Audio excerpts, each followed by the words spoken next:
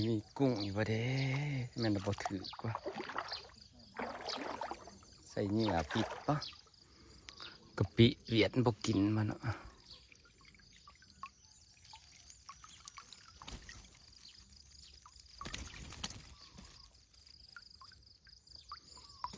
ถือจะได้พี่น้องลังเลยนะถือจุดจ้าถือกลายพร้อมแต่กุ้งสวยๆใสๆนี่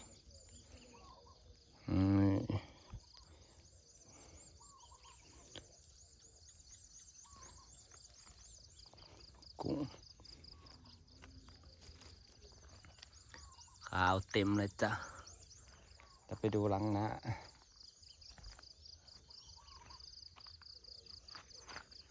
มันยามกุ้งน้ำกันเด้อจ้าพี่น้องจ้าน้องนี่ใส่2 หลัง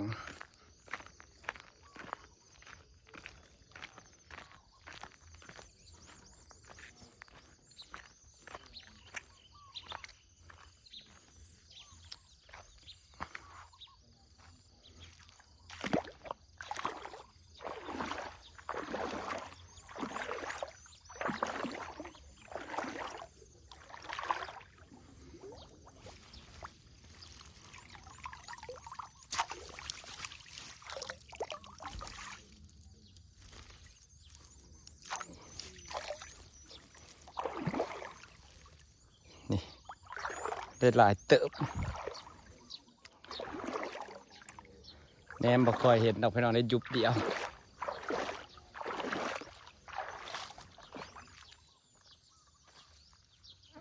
โอ้ได้หลายเติบเด้อ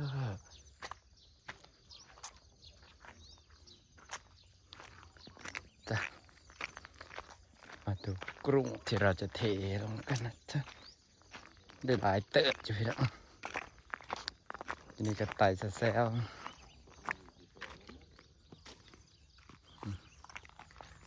สีขาวเต็มเนี่ยขาวเต็มสบายดีอีกเทื่อนึงนะจ้ะพี่น้องนี่มาดูกุ้งแถวใดนี่กรอบหนึ่งพอดีหลายเติบ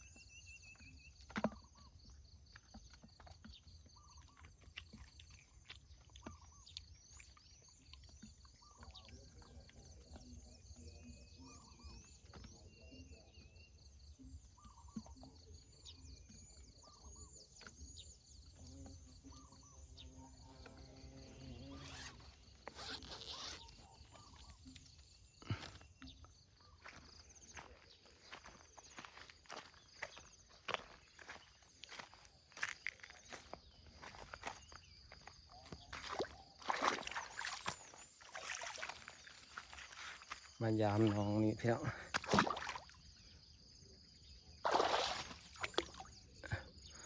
หลังที่2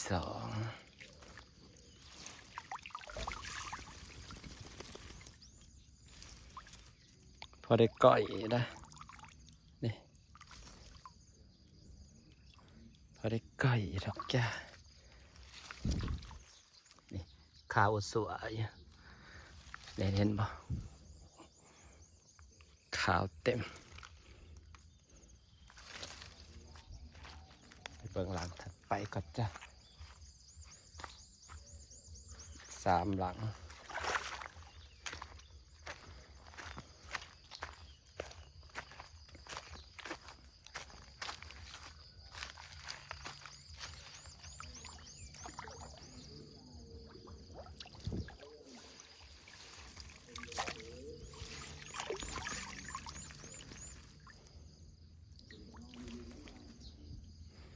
นี่พี่น้องเห็นบักกุ้ง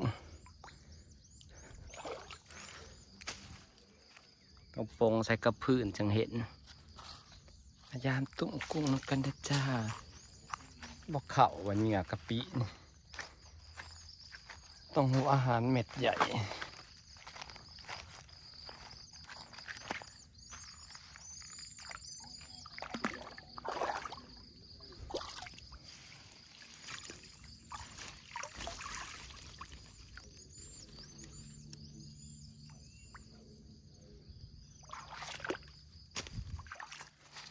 ถือก็ได้บอดละยุบ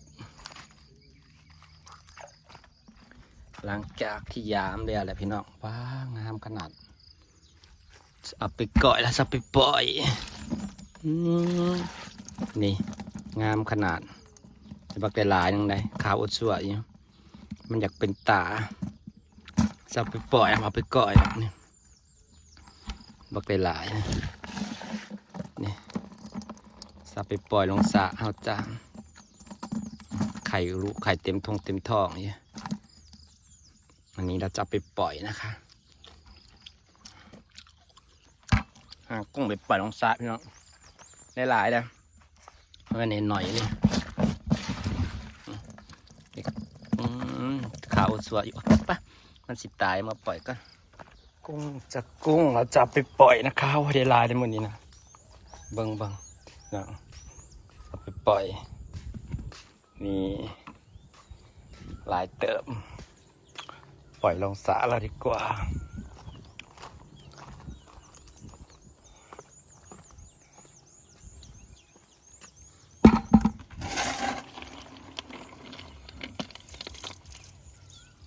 หอยเชอรี่ยัง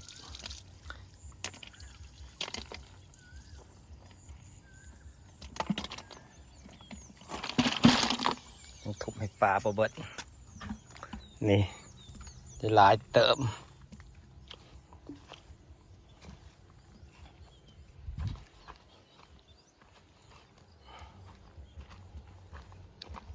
กุ้งไปปล่อยได้หลายเติมพี่น้องนี่ได้หลายเติมนี่พอดีก้อยหนึ่งแต่เราจะปล่อยเอามาใหม่ๆสดๆเลยจ้ะปล่อยลงสระกันปล่อยกุ้ง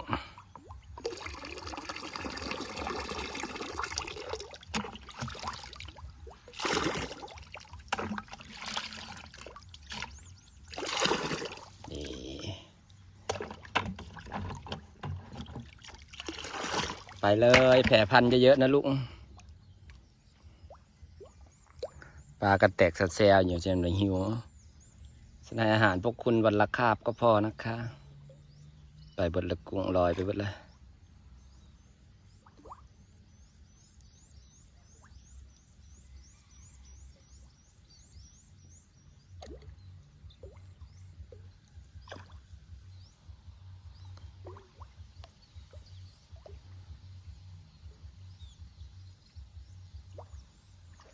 น้องจ้าที่ฝากบรรยากาศไว้ซ้ำนี่จ้าไปหาหดผักต่อจ้าหลังจากที่มาจากการที่ยามกุ้งกับประมาณปันไดแต่ก็คือว่าหมานอยู่ได้หลายเติบที่ได้กรอบอยู่น้องปล่อยทีละกรอบทีละกรอบทีละกำเนี่ยมันก็ขยายแต่มันก็ลายไปเองเนาะส่วนต้นไม้แล้วเนาะสวยมากเลยแนมภายในก็เป็นสีเขียวพอหดน้ำหลายจะละมือยันบงามมันใหญ่ไว้แห่งหดน้ำหลายนี่มันเงาแห่งหดน้ำหลายนี่แต่ก็จ้า เคพี่น้องฝากบรรยากาศไว้สักนิดเลยเด้อจ้าบ๊ายบายจ้า